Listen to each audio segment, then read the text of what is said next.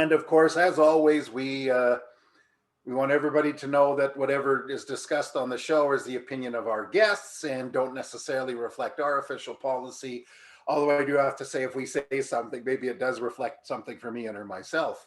And so don't. Somebody says something bad or politically incorrect, don't hold us to them in perpetuity. Or if we say something politically incorrect, it's not our fault. To just post a question, and we've got some questions we've written down. But today is an open show and open forum, and we'll just run with it. And of course, thank you for joining us. And today we're going to try and sell you whatever we can sell you. What the heck? Not once did you say the salesperson.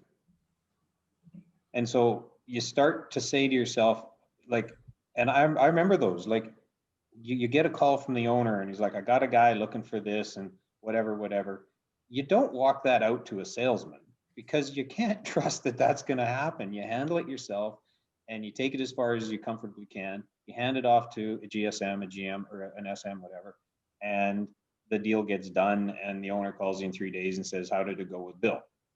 But you're not handing that off to the floor. Well, if you can't handle that off to the floor, you got a problem. Absolutely. Yeah. And I know, John, you see it every day. So, yeah. and that, I think that's the big challenge when you look at customer experience, you look at dealer visits, you look at training, what's the right staffing level when, let's just say it's 70% is online moving forward. I don't know what the number is going to be. Let's just say it's 70%. What are the permanent staffing changes going to be, right? It was funny. I was getting a vehicle for myself, actually, and they had a pretty good initial process. It's a group here in Richmond.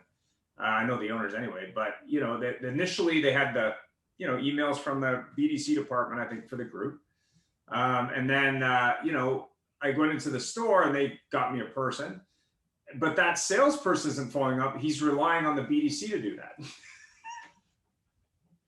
Yeah. So she does all the front end work. He does the meet and greet or whatever when I physically went there.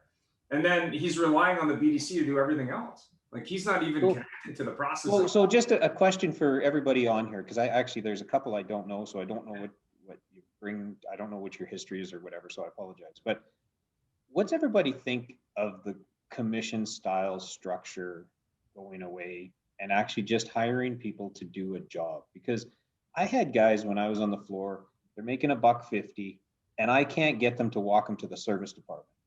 But I go for gas, I walk into a Shell station and the guy says, do you want to buy 3 chocolate bars for $1? Wiper fluid is on for $1.50 because that's his job and he's been told to do it. If he doesn't do it, he goes away. Yeah. And this commission style that we still have in our industry, I think is antiquated and it needs to move out. And I think we need to just get people to do the job well. And if they don't do the job, and there's expectations, you got to sell this many and you got to do this many turnovers, whatever, there's expectations. But this is just what you do. And if you don't do it, you don't work here.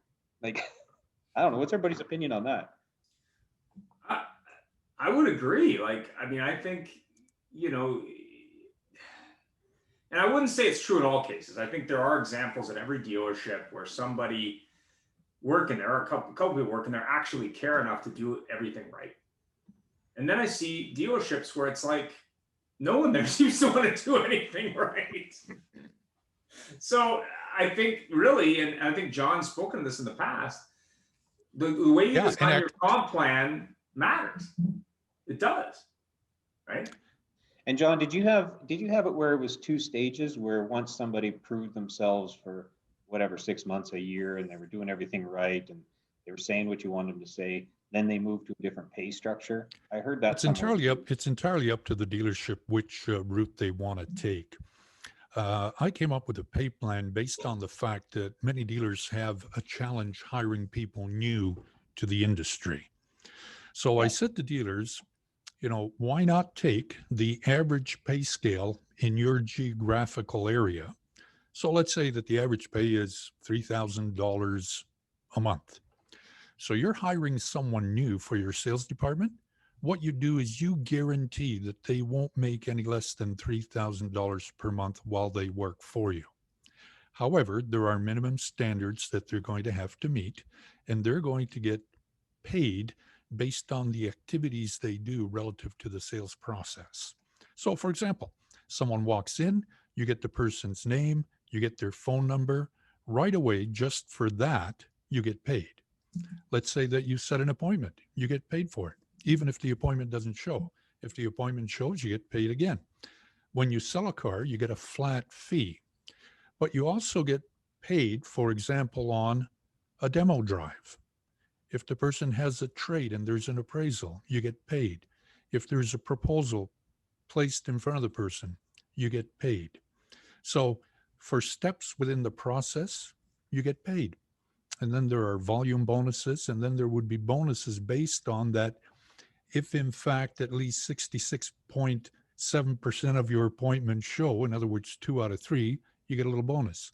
If your closing ratio is at 50% on appointments, you get a little bonus. If your closing ratio is 35% on walk-ins, you get a bonus.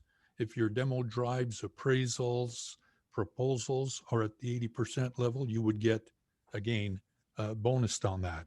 Then you get bonused on referrals as well. And if you win a trade, you get a bit of a bonus because it means the dealership doesn't have to go out and buy those cars and pay auction fees, transportation fees. Well, it stops the senior guy from telling them to go sell it themselves because he doesn't want to do the trade appraisal. Exactly. So this is primarily meant for people that are new to the business. And of course, the option can be given to anyone to get onto the program. The whole idea behind it is that the more we follow the process, the more likely we're going to sell more vehicles.